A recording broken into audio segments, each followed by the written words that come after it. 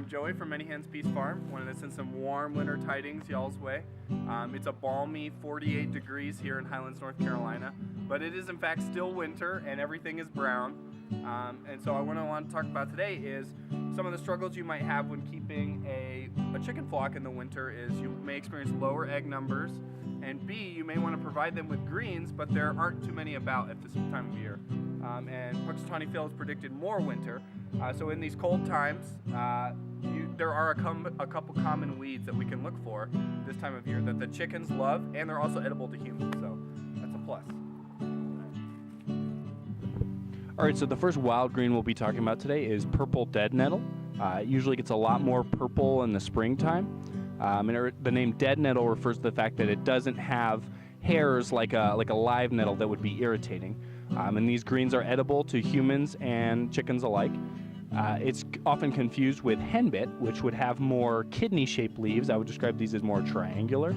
And if you'll notice, it's a member of the mint family, so it has a square stem and leaves that alternate different layers. So those are both characteristics of the mint family.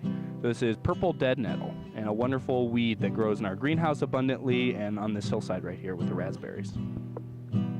All right, so the second wild green we'll be talking about today is chickweed or chickenweed. This is a cool season annual, meaning that it comes out in autumn and winter primarily, and it'll set white flowers and black seeds, and it's native to Europe.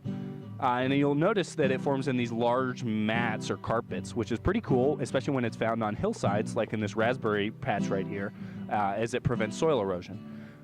So that's a wonderful thing for it. So it's an edible green for humans and chickens alike. It can be eaten raw or cooked. And if you were going to give this to your cattle, you wouldn't want to feed them like several kilograms worth of it, as it contains a toxic compound, a family of chemicals known as saponins.